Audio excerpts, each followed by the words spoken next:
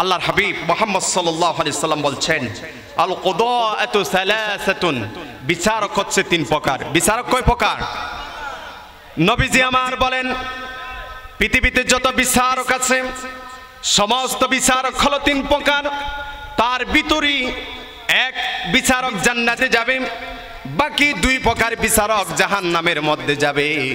যেই বিচারক আল্লাহর জান্নাতে যাবে তিনি সত্য শুনল, ঘটনার মূল বিষয়বস্তু জানলো, এরপরে তিনি সেখানে গিয়ে নিচে নিয়ে বিচার করলো, ওই বিচারক আল্লাহ রাব্বুল আলামিন তিনি জান্নাত দিয়ে দিবে। যেরকম সুবহানাল্লাহ।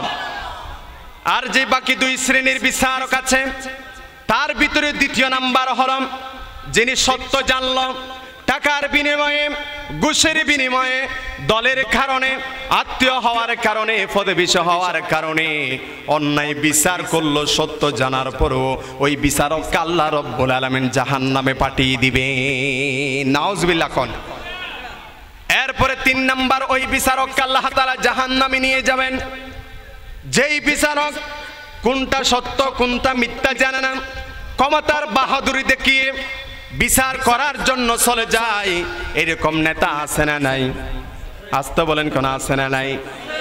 ঘটনার মূল উৎস কি জানে না, সত্য কোনটা মিথ্যা কোনটা জানে না, কিন্তু সেখানে গিয়ে ক্ষমতার দাফুট দেখিয়ে জাহিলিয়ত নিয়ে তিনি বিচার করতে গিয়েছে, অন্যায় বিচার করেছে। ওই সমস্ত বিচারককে আল্লাহ তাআলা জাহান্নামে নিয়ে যাবে।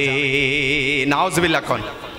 যে তিন শ্রেণীর বিচারকের কথা বলেছেন তার ভিতরে যে বিচারক আল্লাহর জান্নাতে যাবে তিনি হলেন ন্যায় বিচারক। সুবহানাল্লাহ বলবেন না? এই জন্য আল্লাহ তাআলা বলছেন, মানুষের আরে শোনা রাখো, তোমরা যখন বিচার করবা ন্যায় বিচার করো, ইহসানের সাথে বিচার করো, ইনসাফের সাথে বিচার করো। এই আদেশ দিয়েছেন কে? আরো জোরে বলেন কে? শুধু তাই নয়, আল্লাহ রাব্বুল আলামিন তার প্রিয় হাবিব মুহাম্মদুর রাসূলুল্লাহ সাল্লাল্লাহু আলাইহি ওয়াসাল্লামকে বলেছেন, নবী আমার, আপনি যখন বিচার করবেন, বিচার করার সময় আপনাকে নিয়ে বিচার করতেই হবে। যেরকম সুবহানাল্লাহ। আমার নবীকে আল্লাহ তাআলা আদেশ করলেন, হুকুম করলেন, নবী আপনি যখন বিচার করবেন খবরদার অন্যায় বিচার করবেন না, নিয়ে বিচার করবেন। সুবহানাল্লাহ বলবেন না? এই কথা বলার কারণ কি? ইহুদিদেরকে দেখলে ইহুদিদের বিচার করার সময় আপনি অন্যায় বিচার করতে যাবেন না, মুসলমানদের পক্ষ হয়ে আপনি কথা বলবেন না। যে অপরাধী তার উপরে শাস্তি প্রয়োগ করবেন, আর যে অপরাধী নয় তাকে মুক্তভাবে তাকে মুক্ত করে দিবেন। সুবহানাল্লাহ। তার রাসূলুল্লাহকে নিয়ে বিচার করার আদেশ কে দিয়েছেন? আর জোরে বলেন কে দিয়েছেন? আল্লাহ তাআলা সেই কথাটি বলছেন, وَإِذَا حَكَمْتُمْ بَيْنَ النَّاسِ أَن تَحْكُمُوا بِالْعَدْلِ إِنَّ اللَّهَ نِعِمَّا يَعِظُكُم بِهِ إِنَّ اللَّهَ كَانَ سَمِيعًا بَصِيرًا। জোরে বলেন আল্লাহু আকবার। আল্লাহ তাআলা বলছেন, নবী আমার, আপনি যখন মানুষের মাঝে ফয়সালা করে দিবেন, আপনি মানুষগুলোকে মীমাংসা করে দিবেন, তখন আপনাকে নিয়ে বিচার করতে হবে। আপনি নিয়ে বিচার করে তাদেরকে মীমাংসা করে দিবেন। সুবহানাল্লাহ কোন। তাহলে রাসূলুল্লাহকে নিয়ে বিচার করার জন্য যিনি আদেশ করলেন তিনি কে? তার আদেশ পাওয়ার পরে আল্লাহর নবী, আখিরি নবী, শেষ নবী মুহাম্মদুর রাসূলুল্লাহ সাল্লাল্লাহু আলাইহি ওয়াসাল্লাম কোন মানুষের উপর তিনি অন্যায় বিচার করে নাই। যখনই সুযোগ পেয়েছে তখনই তিনি ন্যায় বিচার করেছেন। সুবহানাল্লাহ।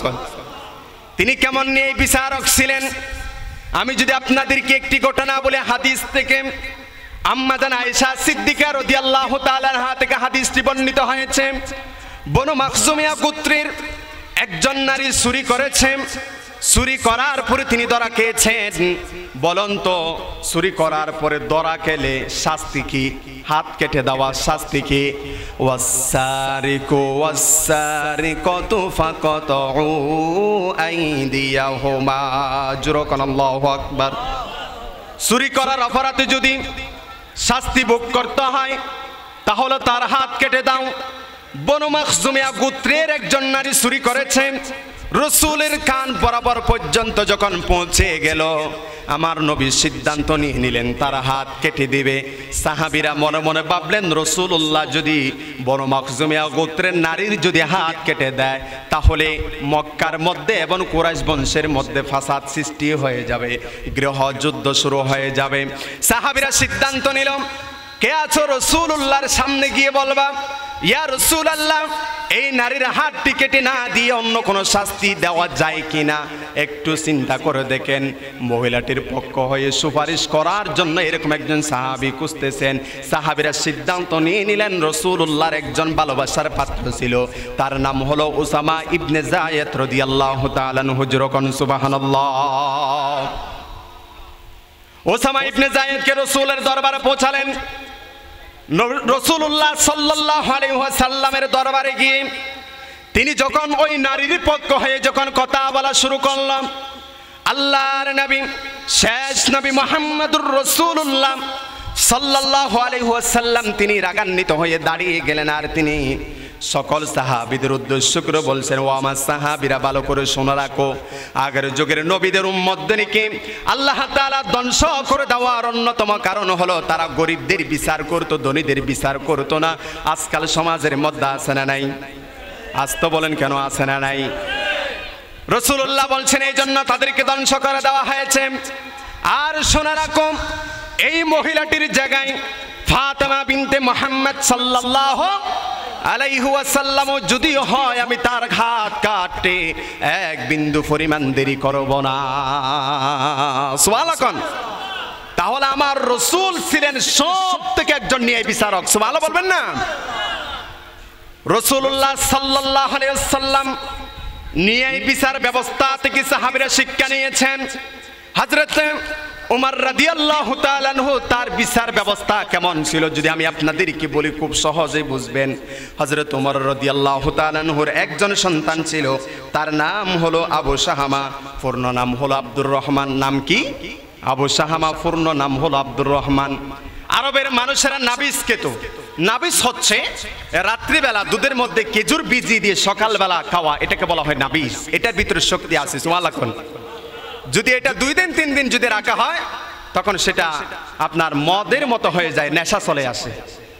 আবু শাহামা রাত্রিবেলা ভিজিয়ে দিলেন, সকালবেলা খেতে পারে নাই, কোন একটি কাজের মধ্যে চলে গেল। 3 দিন পরে সে ওই নাবিসগুলো যখন খেয়েছেন, তার ভিতরে নেশা চলে আসলো। হযরত ওমর তার সন্তানকে কলার দইরা মসজিদের কিনারায় নিয়ে গেলেন, আর কুটির সাথে তাকে বেঁধে রাখলেন। নামাজ শেষ করার পরে তার বিচার শুরু করলেন। বলা হলো, ওই যে বাইতুল মালে যাও, সব থেকে সুন্দর মোটা শক্ত যেই লাঠি আছে ওইটা নিয়ে আসো, ওইটা নিয়ে আমার সন্তানের বিচার কার্যক্রম শুরু করা হবে। যিনি নিয়োজিত ছিলেন তাকে বলা হলো, এই লাঠি দিয়ে 80টি বেত তার পিঠের উপরে চালাও। ওই লোকটি যখন হযরত ওমরের সন্তানের পিঠের উপরে যখন বাড়ি দেওয়া শুরু করলাম, 1টি 2টি 3টি 5টি যখন বাড়ি দিলেন, হযরত ওমর বলছেন, স্টপ হয়ে যান, আপনি যে বাড়িগুলো দিচ্ছেন আপনার গণনায় হয়েছে কত? তিনি বললেন 5। হযরত ওমর বলছেন, আমার গণনায় হয়েছে শুধুমাত্র 1টি। আল্লাহু আকবার বলবেন না? আমার গণনা হয়েছে 1টি। তার হাত থেকে লাঠি নিয়ে নিলেন। হযরত ওমর মারতে মারতে অল্প কিছু সংখ্যক যখন বেতের আঘাত করল, সাথে সাথে পৃথিবীর জমিন থেকে বিদায় নিয়ে নিলেন, কবরের মধ্যে রেখে দেওয়া হলো।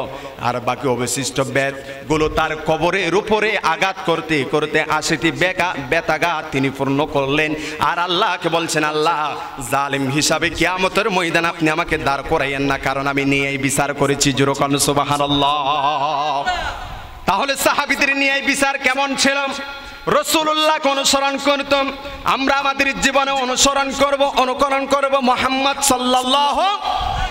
যদি তাকে অনুসরণ না করি তাহলে আল্লাহর জান্নাতে ঢুকতে পারবো না। আল্লাহ রাব্বুল আলামিন সেই কথাটি বলছেন, ওয়া মান ইউতিইল্লাহা ওয়া রাসূলাহু ইউদখিলহু জান্নাতিন তাজরি মিন তাহতিহাল আনহার। জোরে কোন আল্লাহু আকবার। আল্লাহ বলছেন, যদি রাসূলুল্লাহকে অনুসরণ করতে পারো তাহলে জান্নাতে ঢুকতে পারবা, আর রাসূলকে যদি অনুসরণ না করো তাহলে জান্নাতে ঢুকতে পারবেন? বলুন তো, রাসূলুল্লাহকে অনুসরণ করব এক জায়গায় না সব জায়গায়? আরো জোরে বলেন, এক জায়গায় না সব জায়গায়। বিচার ব্যবস্থা বিচার করার সময় অনুসরণ করতে হবে মুহাম্মদ সাল্লাল্লাহু আলাইহি ওয়াসাল্লাম। তাকে অনুসরণ করা হযরত ওমর, তিনি নিয়ে বিচার করেছেন। এবার হযরত ওমরকে দেখে দেখে একজন বিচারকের কথা মনে পড়ে গেল। তিনি বয়স পেয়েছেন 120 বছর। কয় বছর? আরো জোরে বলেন, কয় বছর? 120 বছর তিনি হায়াত পেয়েছেন। তিনি চিফ জাস্টিস ছিলেন 60 বছর। কয় বছর? আরো জোরে বলেন, কয় বছর? তিনি আবু বকরের জামানায় ছিলেন, তিনি উমরের জামানায় ছিলেন, তিনি ওসমানের জামানায় ছিলেন, তিনি হযরত আলী রাদিয়াল্লাহু তাআলা আনহু তার জামানায় ছিলেন। তিনি হযরত ওমর রাদিয়াল্লাহু তাআলা আনহুর বিরুদ্ধে তিনি রায় দিয়েছিলেন। সুবহানাল্লাহ। প্রেসিডেন্টের বিরুদ্ধে তিনি রায় দিয়েছিলেন। আর আমার দেশে আমরা দেখতে পেয়েছি, এই দেশের ভিতরে একজন হিন্দু বিচারক ছিল।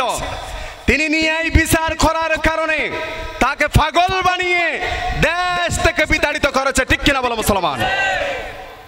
কাজী সুরাই ইবনুল হারিস, তিনি হযরত ওমর রাদিয়াল্লাহু তাআলা আনহুর বিরুদ্ধে তিনি রায় দিয়েছিলেন। সুবহানাল্লাহ বলবেন না? হযরত ওমর রাদিয়াল্লাহু তাআলা আনহু একজন ঘোড়া বিক্রেতার কাছ থেকে তিনি একটি ঘোড়া কিনলেন।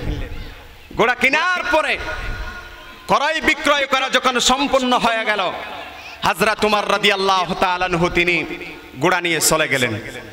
তিনি ঘোড়া নিয়ে আধা কিলোমিটার যাওয়ার পরে ঘোড়াটি অসুস্থ হয়ে জমিনের মধ্যে পড়ে গেল। হযরত ওমর রাগান্বিত হয়ে তিনি ঘোড়া নিয়ে চলে আসলেন। যার কাছ থেকে ঘোড়া নিলেন তাকে ধরলেন, বললেন যে আমি তো আপনাকে পিওর টাকা দিয়েছি, আপনি আমাকে কেন অসুস্থ ঘোড়া দিয়েছেন একটু আমাকে বলেন। তিনি বললেন, আমি আপনাকে অসুস্থ ঘোড়া দেই নাই, আমি আপনাকে সুন্দর ঘোড়া দিয়েছিলাম, ভালো ঘোড়া দিয়েছি। হযরত ওমর রাদিয়াল্লাহু তাআলা আনহুর মাথা গরম হয়ে গেল। তিনি বলছেন, তোমার ঘোড়া তুমি নিয়ে নাও, আমার টাকাগুলো আমাকে দিয়ে দাও। ঘোড়া বিক্রেতা বলছেন, আমি ঘোড়ার গ্রহণ করব না, আপনাকে টাকাও দিব না। তাহলে কি করা যায়? একজন বিচারকের কাছে যেতে হবে। সিদ্ধান্ত নিয়ে নিলেন, বিচারকের কাছে যাবেন, তিনি যেটাই ফয়সালা করে দিবেন তারা সেটাই গ্রহণ করবে, তারা সেটাই মানবে। কাজী সুরাই ইবনুল হারিস তার আদালতের মধ্যে গেল। আমিরুল মুমিনিনকে দেখার পরে কাজী সুরাই ইবনুল হারিস তিনি দাঁড়িয়ে গেলেন।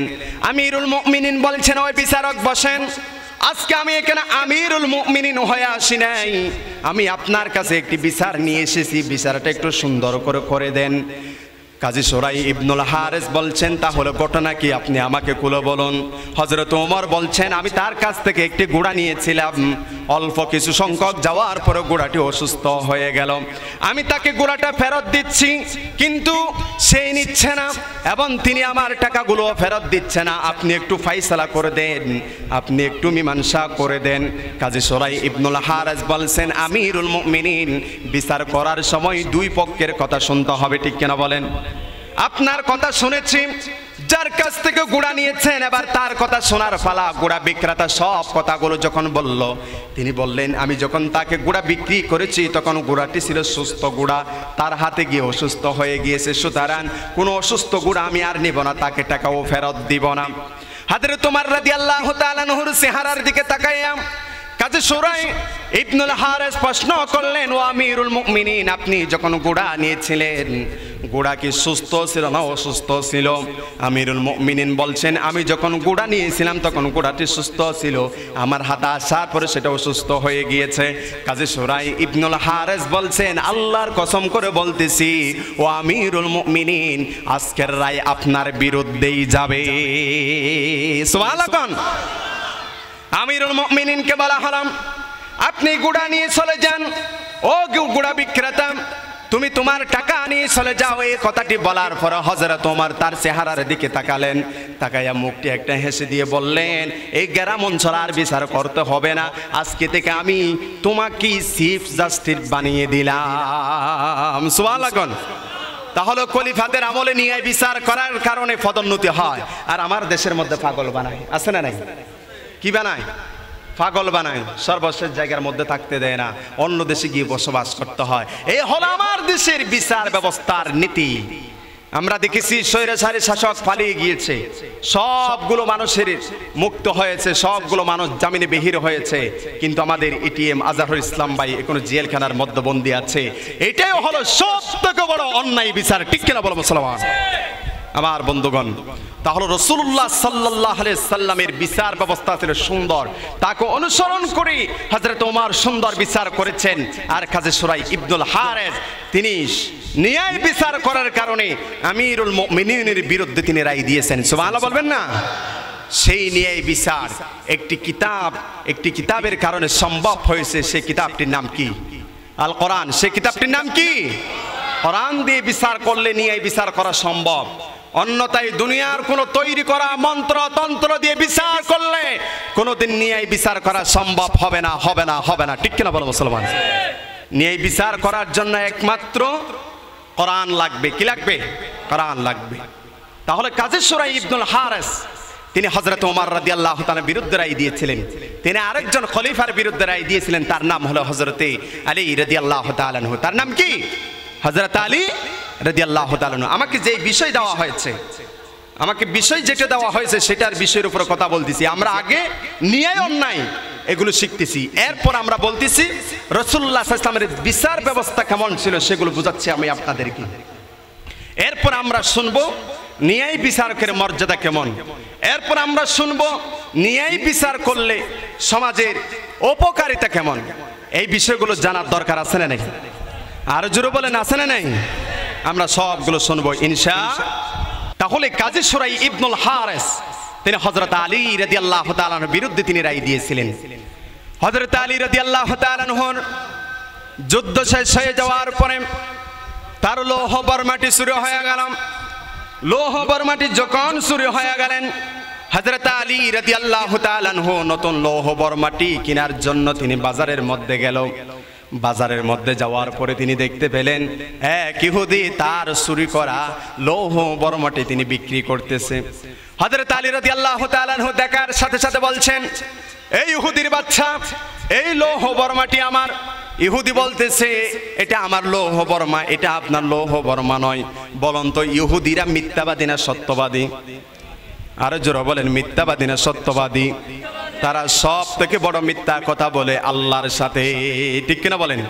ওয়াকালাতিল ইয়াহুদু উযাইরুন ইবনুল্লাহি ওয়াকালাতিন নাসারাল মাসীহু ইবনুল্লাহ। জোরে কোন আল্লাহু আকবার।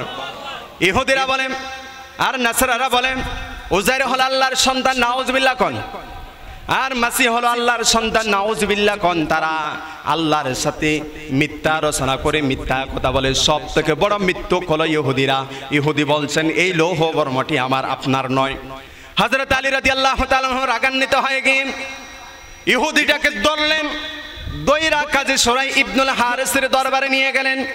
কাজী শুরাই ইবনুল হারিসের দরবারে গিয়ে বলছেন, ও বিচারক, আমি আপনার কাছে ইহুদিটাকে এনে এসেছি, তিনি আমার লৌহ বর্মাটি চুরি করেছে। কাজী শুরাই ইবনুল হারিস বলছেন, আপনি একটু স্টপ হন, ইহুদি কি বলে আমি সেটা শুনতে চাই। ইহুদি বলতেছে, এই লৌহ বর্মাটি আপনি আমার হাতে দেখতে পাচ্ছেন, এই লৌহ বর্মাটি আমার। কাজী শুরাই ইবনুল হারিস বলছেন, এটা যদি তোমার হয় তাহলে হযরত আলী কেন তোমাকে এখানে নিয়ে এসেছে? ইহুদি বলল, সে জোরপূর্বক বাবা আমাকে এখানে নিয়ে এসেছে। এই কথাটি বলার পরে হযরত আলী বলছেন, ইহুদির বাচ্চা মিথ্যা বলবি না, এই লৌহ বর্মাটি আমার। কাজী শুরাই ইবনুল হারিস বলছেন, ও আলী, এই লৌহ বর্মাটা যদি আপনার হয় তাহলে আপনি সাক্ষী দেখান, কয়েকজন সাক্ষী নিয়ে আসেন। হযরত আলী বলছেন, এই লৌহ বর্মাটি যে আমার, সেটার সাক্ষী দুনিয়ার কোনো মানুষ নয়, সেটার সাক্ষী হলো আমার সন্তান হযরতে ইমাম হুসাইন এবং হাসান রাদিয়াল্লাহু তাআলা আনহুমা। তারা দুইজন, সুবহানাল্লাহ, ইমাম হাসান এবং হুসাইন তারা দুইজন সাক্ষী, এই লৌহ বর্মাটি আমার ছিল।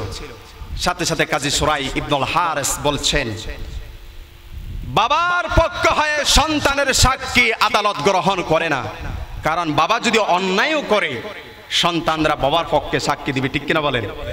সাথে সাথে হযরত আলী বলছেন, তুমি কি সেই হাদিস বলে গিয়েছো সাইয়্যিদাই শাবাবে আহলিল জান্নাহ, জান্নাতের যুবকদের সরদার হবে হাসান হুসাইন রাদিয়াল্লাহু তাআলা আনহু। তারা দুইজন জান্নাতে যুবকদের সরদার হবে, সেই কথা কি তুমি বলে গিয়েছো? কাজী সুরাই ইবনুল হারিস বলছেন, ও খলিফা শুনে রাখেন, কোন হাদিস দিয়ে এখানে বিচার চলবে না, এখানে বিচার ছড়া আল্লাহর কোরআন দিয়ে। ঠিক কিনা বলো মুসলমান? তিনি বললেন, লৌহ বর্মাটি ইহুদি চলে যাও। হযরত আলী রাদিয়াল্লাহু তাআলা আনহু তিনি নিচু হয়ে গেলেন। নিচু হয়ে যখন তিনি চলে আসলেন, ইহুদিটি তিনি অল্প সংখ্যক যাওয়ার পরে তিনি চিন্তা করলেন, আহা, ইসলাম কত সুন্দর ধর্ম, আজকে পর্যাপ্ত পরিমাণ সাক্ষী না থাকার কারণে লৌহ বর্মাটি পেল না। এতই যদি ইসলামের সুন্দর হয় তাহলে আর দেরি করার লাভ নাই, আর দেরি করার সময় নেই। তিনি চলে গেলেন। কাজী সুরাই ইবনুল হারিসের হাতে হাত রেখে তিনি সাথে সাথে পড়ে নিলেন, লা ইলাহা মুহাম্মাদুর রাসূলুল্লাহ সাল্লাল্লাহু আলাইহি ওয়াসাল্লাম। তাহলে কাজী সুরাই ইবনুল হারিস নিয়ে বিচার করার কারণে ইহুদি কালিমা পড়ে মুসলমান হলো, আর ওই লৌহ বর্মাটি হযরত আলী রাদিয়াল্লাহু তাআলার হাতে তুলে দেওয়া হলো। সুবহানাল্লাহ বলবেন না? তাহলে রাসূলুল্লাহর বিচার ব্যবস্থা ছিল ন্যায় বিচার। রাসূলুল্লাহ সাল্লাল্লাহু আলাইহি ওয়াসাল্লামের বিচার ব্যবস্থা ছিল সুন্দর, তার সাহাবীদের বিচার ব্যবস্থা ছিল সুন্দর, তাবিঈনদের বিচার ছিল সুন্দর। কিন্তু রাসূলের উম্মত হয়ে এই দেশের শতকরা বিচারকরা অন্যায় বিচার করে মানুষের উপরে জুলুম করে। ঠিক কিনা বলো মুসলমান? আমরা দেখতে পেয়েছি আমার দেশের মধ্যে স্বজনের দিকে টান দিয়ে অসংখ্য নিরহ মানুষগুলোকে ফাঁসির কাস্টে ঝুলিয়েছে। ঠিক কিনা বলেন?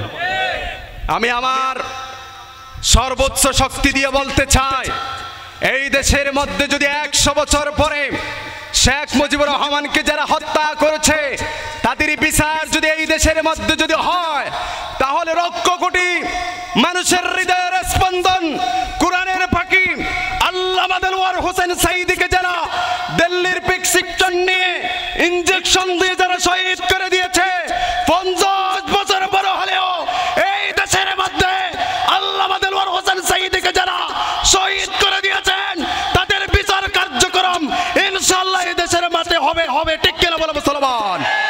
এই মতের পক্ষে কারা কারা রাজি আছেন? দুই হাত তুলে আল্লাহকে দেখায়া দেন।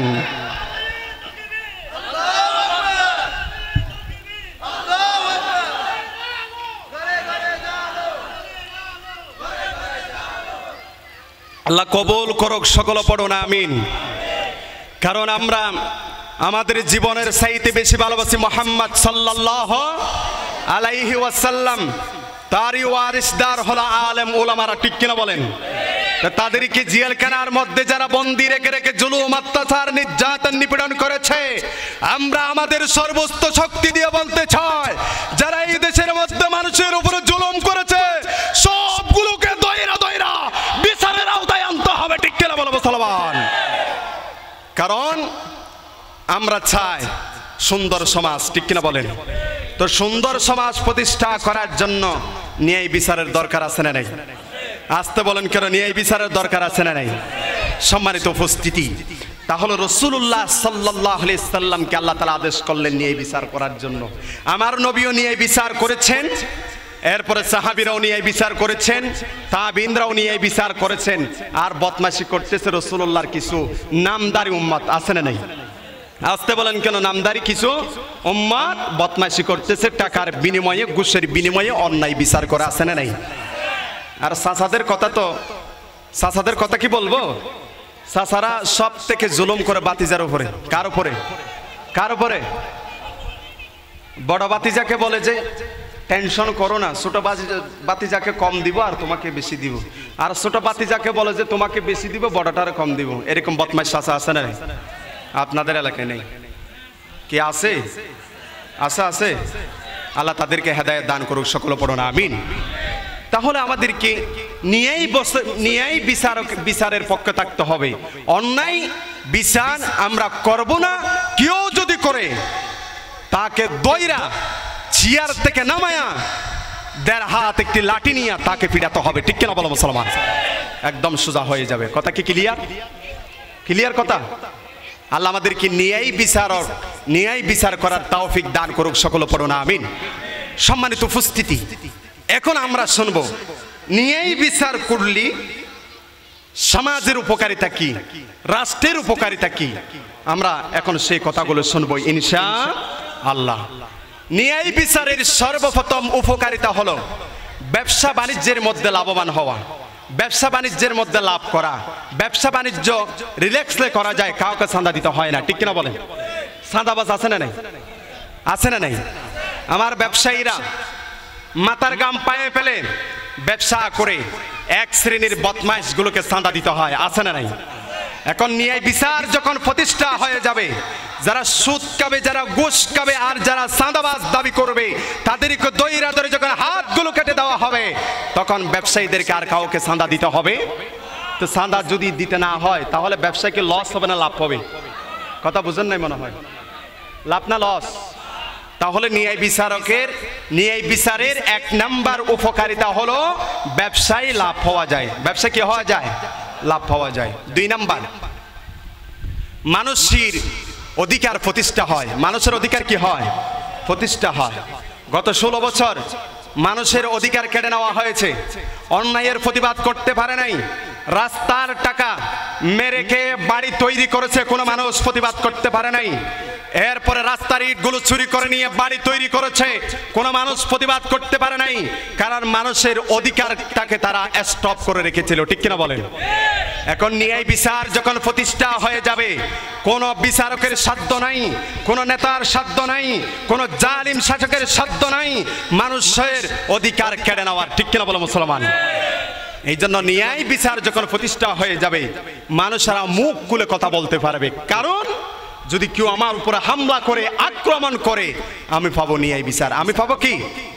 কথা বুঝেন নাই মনে হয়? আমি পাবো কি? ন্যায় বিচার।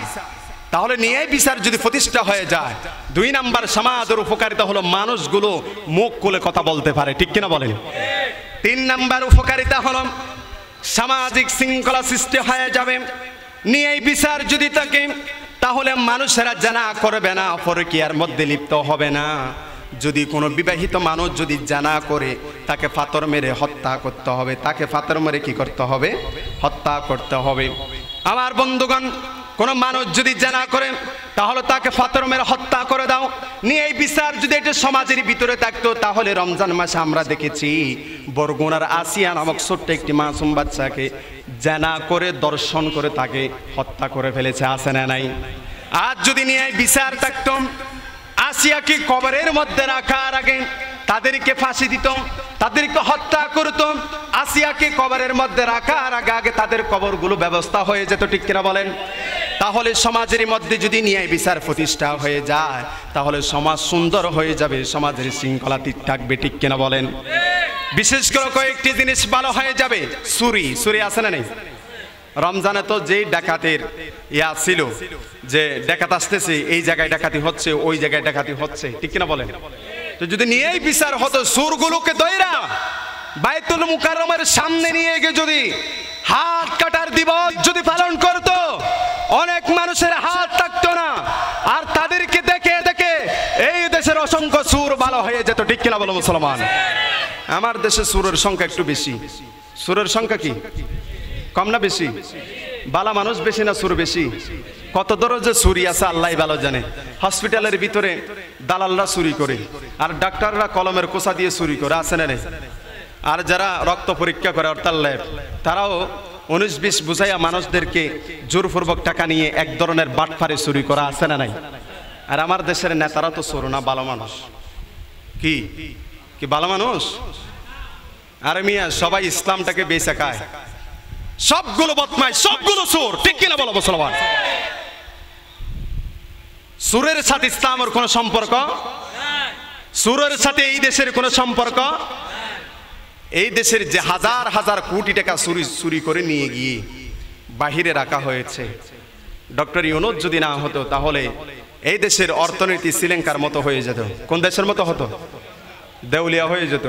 ওটা দেউলিয়া আর এটা আউলিয়া। ওটা দেউলিয়া, এটা কি আউলিয়া। দুটো বন্ধু আর দুটো দেশের অবস্থা একই হতো, ঠিক কিনা বলে? তো এই চোরগুলোকে যদি দইরা এনে যদি হাত কাটার দিবস পালন করতো, তাহলে এই দেশে কি আর চোর থাকতো? কথা কয় না, চোর থাকতো? চোর থাকতো না। এরপরে আপনার ডাকাতি, চুরি এক জিনিস, ডাকাতি আরেক জিনিস। ডাকাতি এটা দিন দুপুরও মাইরা নিয়ে যায়, আছে না নাই? আমরা মোহাম্মদপুরের ঘটনা দেখেছি, গুলি করে স্বর্ণ নিয়ে গিয়েছে, এখনো পর্যন্ত সঠিক বিচার হয়নি। কি আজীব বিচার ব্যবস্থার ভাই! বিচার ব্যবস্থা সুন্দর করুন, দেশটাকে যিনি সুন্দর করে দিবেন তিনি কে? আরো জোরে বলেন। এরপরে হাইজ্যাক, এটা বন্ধ হয়ে যাবে। এরপরে আপনার কোন কারাবি তো নাই মনে হয়, কোন কারাবি নাই মনে হয় এলাকায় আছে? যদি নিয়েই বিচার হতো, একজন মানুষ খুন করেছে, খুনের শাস্তি হচ্ছে খুন, জানের বদলা কি? জান। সুশীল দেখাইতে যায়েন না যেখানে সেখানে, যাকে তাকে মাফ করা যায় না। খুনিকে কি মাফ করা যায়? খুনিকে কি মাফ করা যায়? জানের বদলে জান, হাতের বদলে হাত নিতে হবে, তাহলে এই দেশের মধ্যে খুন খারাপি বন্ধ হয়ে যাবে। ঠিক খেলা বলবো সালাম। এরপরে ন্যায় বিচার থাকলে হত্যা, জুলুম, অত্যাচার, অনাচার, অবিচার, বেবিচার, শোষণ এই দেশের মধ্যে থাকবে না যদি ন্যায় বিচার প্রতিষ্ঠা হয়ে যায় সমাজের ভিতরে। এগুলো হচ্ছে সমাজের উপকারিতা। জুয়া খেলা বন্ধ করে দেখেন, চুরি আর হবে না। জুয়া খেলা শুরু হয়ে যায়, হারতে হারতে সব টাকা শেষ, টাকা না পেয়ে মানুষের বাড়িতে গিয়ে আপনার লাইট চুরি করে, আছে না নাই? নাই মনে হয়, আছে না নাই? টিউবওয়েল চুরি করে, এরপর হচ্ছে আপনার ওই যে কি বলে পানি উঠায় বোম মোটর, এটি কি আপনাদের দিকে আছে? মোটরগুলো চুরি করে নিয়ে যায়, এমনকি মসজিদের দান বক্স পর্যন্ত চুরি করে নিয়ে যায়, আছে না নাই? এটা কি হয়েছিল মনে হয়? দান বক্সে চুরি হয়েছিল। দেখেন এগুলো হয় কেন? জুয়ার কারণে। আপনি ন্যায় বিচার করেন, যারা জুয়া খেলে তাদেরকে দইরা শাস্তি করেন, বেশি কিছু লাগবে না, তার হাত একটা লাঠির দরকার। কিসের দরকার? কিসের দরকার বলেন না? তার হাত একটা লাঠির দরকার, দিবেন, একদম সাইজ হয়ে যাবে, ভালো হয়ে যাবে। ঠিক কিনা বলেন? তাহলে ন্যায় বিচার হলে সমাজের অনেক উপকারিতা আছে। এই উপকারিতাগুলো আপনারা যদি পেতে চান তাহলে ন্যায় বিচার করা শুরু করে দেন। পারবেন তো ইনশাআল্লাহ? পারবেন তো ইনশাআল্লাহ? কিছু মানুষের মুখ দিয়ে কথা বাইর হয় না, বলে যে হুজুর আজীবন করেছি অন্যায়, এখন ন্যায় কি শিখেন আপনি আমাদেরকে? পারবেন না? ন্যায় বিচার করতে পারবেন? কারা কারা পারবেন না হাত উঠান। আর কারা কারা পারবেন হাত উঠান। আল্লাহ কবুল করুক, সকলে পড়ো না আমিন। আমি চাই নতুন পাড়া যেমন নতুন হয়েছে, এই নতুন পাড়ায় নতুন বাবার ইসলাম কায়েম হোক। ঠিক কিনা বলো মুসলমান? সম্মানিত উপস্থিতি, যদি আপনি ন্যায় বিচার করতে পারেন তাহলে আল্লাহ তাআলা আপনাকে 6টি মর্যাদা দিবেন। কয়টি মর্যাদা? আর জোরে বলেন, কয়টি মর্যাদা? 6টি মর্যাদা দিবে। সুবহানাল্লাহ বলবেন না? আমার বন্ধুগণ, যদি আপনি ন্যায় বিচার করতে পারেন আল্লাহ রাব্বুল আলামিন আপনাকে 6টি মর্যাদা দিবেন। তার ভিতরে 1 নাম্বার মর্যাদা হলো কাল কিয়ামতের ময়দানে আল্লাহ রাব্বুল আলামিনের নূরের মিম্বারের ডান পাশে আল্লাহ তাআলা আপনাকে বসতে দিবেন। সুবহানাল্লাহ বলেন। আল্লাহ তাআলা নূরের মিম্বারের পাশে বসবে কে? নূরের মিম্বারের ডান পাশে বসবে ন্যায় বিচারক। সুবহানাল্লাহ বলবেন না? ন্যায় বিচারক বসবে আল্লাহ রাব্বুল আলামিনের যে নূরের মিম্বার, ওই নূরের মিম্বারের ডান পাশে চেয়ারের মধ্যে বসবে ন্যায় বিচারক। সুবহানাল্লাহ বলবেন না? এটা আমার কথা নয়, রাসূলুল্লাহর সাহাবী হযরত আব্দুল্লাহ ইবনে আমর রাদিয়াল্লাহু তাআলা এর হাদিসটি বর্ণিত হয়েছে। রাসূলুল্লাহ সাল্লাল্লাহু আলাইহি ওয়াসাল্লাম বলছেন, ইন্নাল মুকাসিতিনা ইনদাল্লাহি আলা মানাবির মিন নূরিন আন ইয়ামিনির রহমানি আযজা ওয়া জাল্লা। আল্লাহ রাব্বুল আলামিনের যে নূরের মিম্বার আছে, ওই নূরের মিম্বারের ডান পাশের চেয়ারের মধ্যে আল্লাহ রাব্বুল আলামিন তাকেই বসতে দিবেন যেই কিনা দুনিয়ার মধ্যে নিয়েই বিচার করেছে। সুবহানাল্লাহ। পরিবার দিকে তাকাইয়া পরিবারের পক্ষে কথা বলে নাই, ক্ষমতাসীন দলের দিকে তাকাইয়া দলের পক্ষে কথা বলে নাই, ন্যায় বিচার করেছে, অন্যায় বিচার করে নাই। যেই বিচারক, ওই বিচারককে আল্লাহ রাব্বুল আলামিন তার নূরের মিম্বারে ডান পাশে তার চেয়ারের মধ্যে বসাবেন। জোরকন সুবহানাল্লাহ। 2 নাম্বার মর্যাদা হলো আল্লাহ রাব্বুল আলামিন ন্যায় বিচারককে তিনি জান্নাত দান করবে। সুবহানাল্লাহ। ন্যায় বিচারক যাবে কোথায়? তাহলে যারা ন্যায় বিচার করবে তারা যাবে কোথায়? জান্নাতে। লা ইয়াস্তাউই আসহাবুন নারি ওয়া আসহাবুল জান্নাহ আসহাবুল জান্নাতি হুমুল ফাইজুন। যারা জান্নাতে যাবে আর যারা জাহান্নামে যাবে তারা কোনোদিন সমান নয়, বরঞ্চ যারা জান্নাতে যাবে তারাই সফল কাম হবে। সুবহানাল্লাহ বলবেন না? তো বিচারকরা যদি দুনিয়ার জমিনের মধ্যে যদি ন্যায় বিচার করতেই পারে তাহলে তারা সফলতা অর্জন করবে। সেই সফল হলো আল্লাহ তাআলা তাদেরকে জান্নাত দিয়ে দিবে। সুবহানাল্লাহ। আল্লাহর নবীর সাহাবী হযরত ইয়াস ইবনে হিমার রাদিয়াল্লাহু তাআলা আনহু থেকে হাদিসটি বর্ণিত হয়েছে। রাসূলুল্লাহ সাল্লাল্লাহু আলাইহি ওয়াসাল্লাম কি তিনি বলতে শুনেছেন, ইয়াকুলু আহলুল জান্নাতি সালাসুন, জান্নাতি মানুষ হলো তিন প্রকার, জান্নাতি মানুষ হলো তিন প্রকার। তার ভিতরে এক নাম্বার হলো ন্যায় পরায়ণ শাসক, যিনি ন্যায় বিচার করেছেন। যেরকম সুবহানাল্লাহ। দুই নাম্বার হলো ওই মুসলিম ব্যক্তি যেই কিনা মানুষের সাথে সুন্দর আচরণ করে কথা বলেছে, যেই কিনা মানুষগুলোকে দয়া দেখিয়েছেন, কোনোদিন মানুষের মনে কষ্ট দেয় নাই, ওই ব্যক্তিকে আল্লাহ রাব্বুল আলামিন জান্নাত দিয়ে দিবে। যেরকম সুবহানাল্লাহ। তিন নাম্বার হলো ওই ব্যক্তিকে আল্লাহ তাআলা জান্নাত দিবেন যেই কিনা সন্তান হয়ে গেল 10টি, যার সন্তান আছে 5টি, যার সন্তান আছে 3টি, কিন্তু লোকটা গরিব, কোনোদিন হারাম টাকা খাই নাই, কোনোদিন চুরি করে নাই, কোনোদিন সুদ খাই নাই, কোনোদিন ঘুষ খাই নাই, কোনোদিন ভিক্ষাও করে নাই, নিজের কষ্টের টাকায় ছেলে সন্তানগুলোকে মানুষ করেছে। ওই ব্যক্তি কেউ আল্লাহ রাব্বুল আলামিন জান্নাত দিয়ে দিবে। যেরকম সুবহানাল্লাহ। তাহলে যেই 3 শ্রেণীর মানুষ জান্নাতের মধ্যে থাকবে তার ভিতরে এক নাম্বার হলো যে কিনা ন্যায় বিচার করবে, মানুষের সাথে সুন্দর সুন্দর করে বিচারগুলো করে দিবে, মীমাংসা করে দিবে। আল্লাহ রাব্বুল আলামিন ওই বিচারককে তিনি জান্নাত দিয়ে দিবেন। যেরকম সুবহানাল্লাহ। 3 নাম্বার মর্যাদা হলো আল্লাহ রাব্বুল আলামিন ন্যায় পরায়ণ শাসককে তিনি 2টি সওয়াব দিবেন। রাসূলুল্লাহর সাহাবী হযরত আমর ইবনুল আস রাদিয়াল্লাহু তাআলা আনহু থেকে হাদিসটি বর্ণিত হয়েছে। আল্লাহর নবী জনাব মুহাম্মদুর রাসূলুল্লাহ সাল্লাল্লাহু আলাইহি ওয়াসাল্লাম বলছেন, ইযা হাকামাল হাকিমু ফাজতাহাদা সুম্মা আসাবা ফালাহু আজরান ওয়া ইযা হাকামা ফাজতাহাদা সুম্মা আখতা ফালাহু আজরান। আল্লাহর নবী মুহাম্মদুর রাসূলুল্লাহ সাল্লাল্লাহু আলাইহি ওয়াসাল্লাম বলছেন, যদি কোনো বিচারক তার মনের ভিতরে ন্যায় বিচার করার জন্য গেল, সেখানে তিনি বিচার কার্যক্রম শেষ করলো, কোনো ভুল ত্রুটি হয় নাই, আল্লাহ রাব্বুল আলামিন তাকে 2টি সওয়াব দান করবে। যেরকম সুবহানাল্লাহ। আর যদি কোনো ন্যায় বিচারক বিচার করতে গেল, বিচার করতে যাওয়ার পরে মাঝখানে একটি ভুল হয়ে গেল, কিন্তু তার মনের ভিতরে ন্যায় বিচার করার মন মানসিকতাকে নিয়ে গেল, কিন্তু একটি ভুল হয়ে গেল, বিচার শেষ করে তিনি চলে আসলো, আল্লাহ রাব্বুল আলামিন তাকেও একটি সওয়াব দান করবে। যেরকম সুবহানাল্লাহ। এরপরে 4 নাম্বার মর্যাদা হলো ন্যায় পরায়ণ শাসকের সাথে আল্লাহ রাব্বুল আলামিন সব সময় থাকে। সুবহানাল্লাহ বলবেন না? ন্যায় পরায়ণ শাসকের সাথে তাকে কে? যার সাথে আল্লাহর তাকে, তার ক্ষতি কি কেউ করতে পারে? রাখে আল্লাহ, মারে কে? মারে আল্লাহ, রাখে কে? এখন বিচারকের সাথে তাকে কে? ন্যায় বিচারকের সাথে তাকে কে?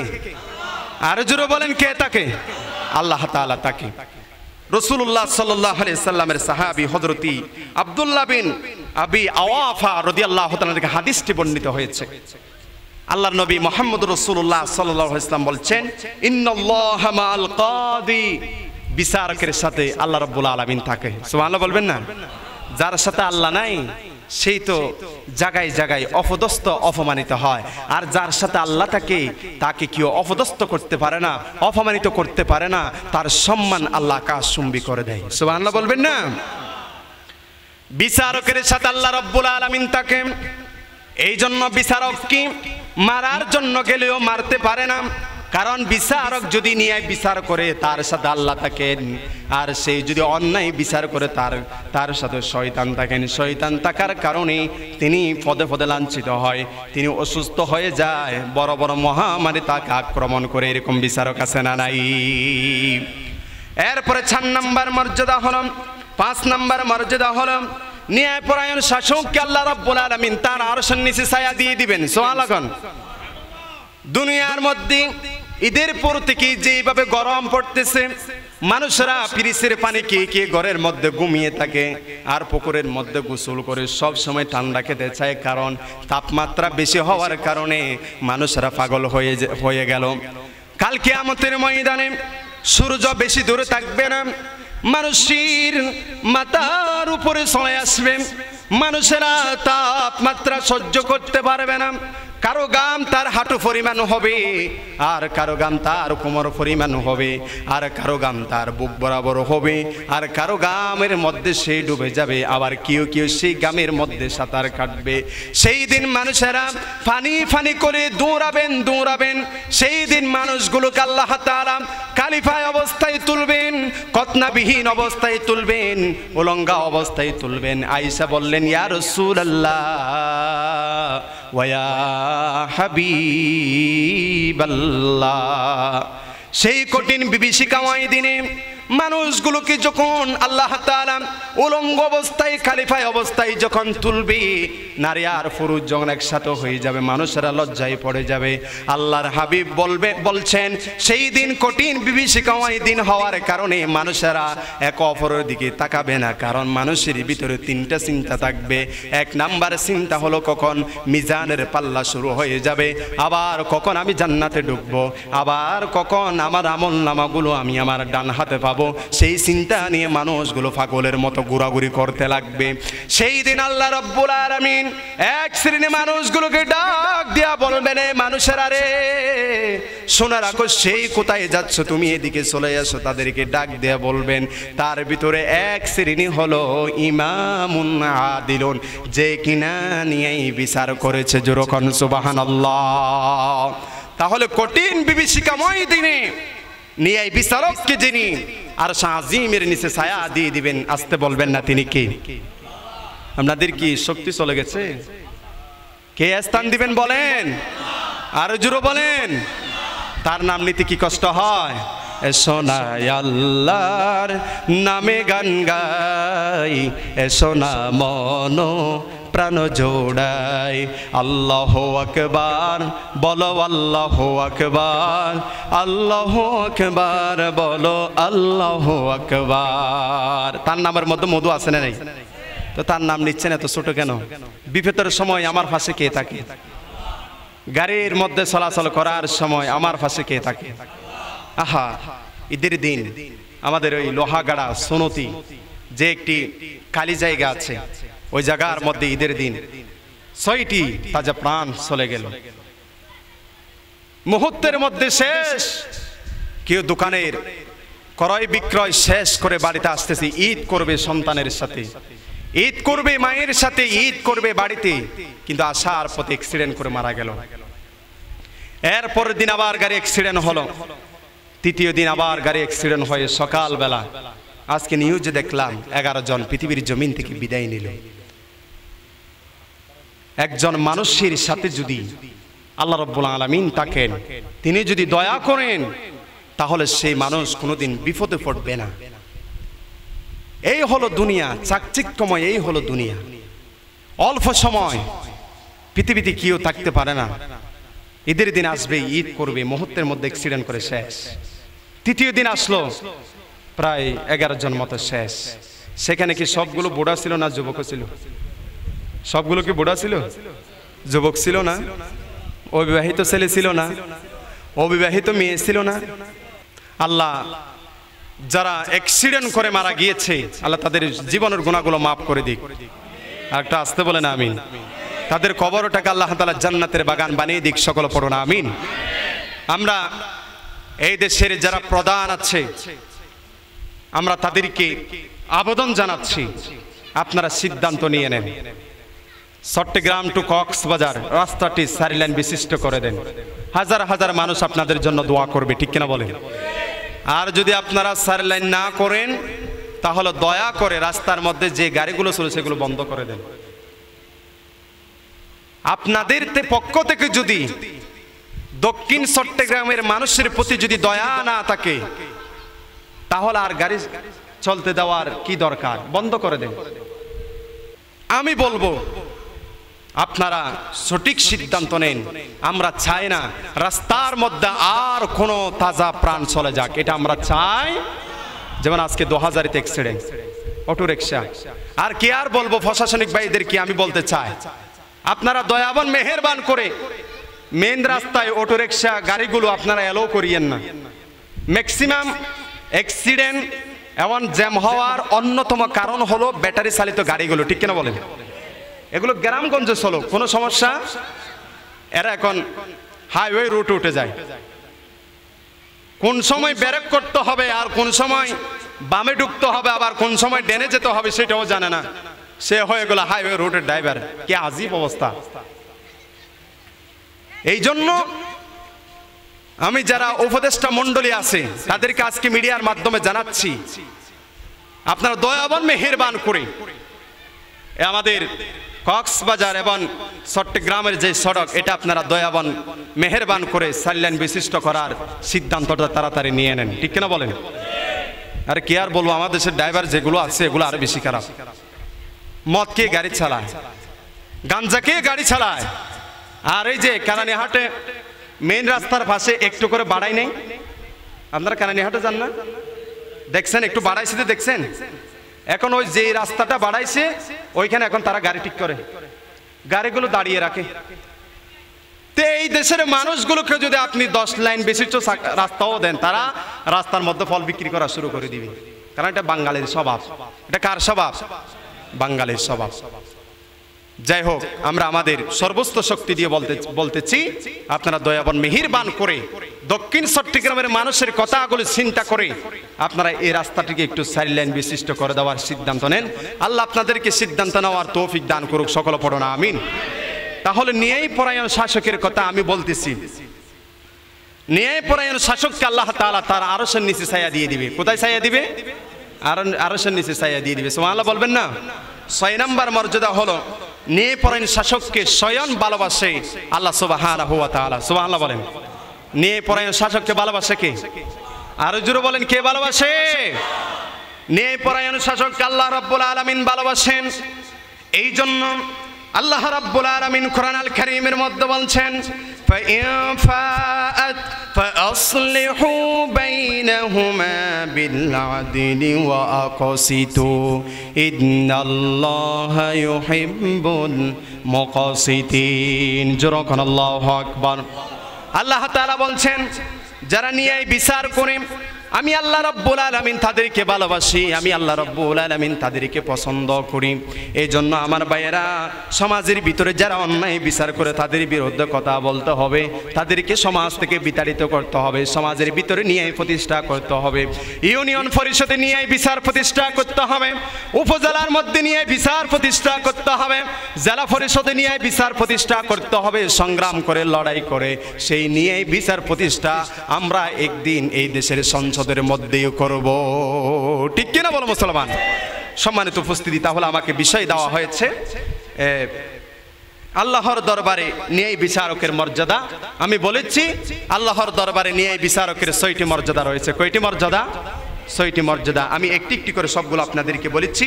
হক ও ন্যায় বিচার হলো যার হক তাকে বুঝিয়ে দেওয়া, কারো কাছ থেকে জোর করে এনে অন্য কারো হাতে তুলে না দেওয়া, এটাই হচ্ছে ন্যায় বিচার। এটা কি? ন্যায় বিচার। আল্লাহ তাআলা আমাদেরকে ন্যায় বিচার করার জন্য বলেছেন, ইন্নাল্লাহা ইয়া'মুরু বিল আদলি ওয়াল ইহসান। এই জন্য পৃথিবীর মানুষেরা ন্যায় বিচার করার চেষ্টা করে। এরপর রাসূলুল্লাহ সাল্লাল্লাহু আলাইহি ওয়াসাল্লামকেও আল্লাহ পাক রব্বুল আলামিন ন্যায় বিচার করার আদেশ করলেন। তিনিও সেইভাবে ন্যায় বিচার করেছেন, যেমনিভাবে বনু মাখজুমিয়া গোত্রের নারীর হাত কাটার বিষয়ে তিনি ছিলেন অটল, তিনি ছিলেন একা সিদ্ধান্ত, তিনি ছিলেন আল্লাহর কোরআনকে সামনে নিয়ে তিনি ন্যায় বিচার প্রতিষ্ঠা করেছেন। যেরকম আল্লাহু আকবার। এই হলো ন্যায় বিচারকের মর্যাদা। এখন ন্যায় বিচারক যদি অমুসলিম হয়, সে কি এই সমস্ত মর্যাদাগুলো পাবে কিনা? প্রশ্ন আছে না নাই? আছে না নাই?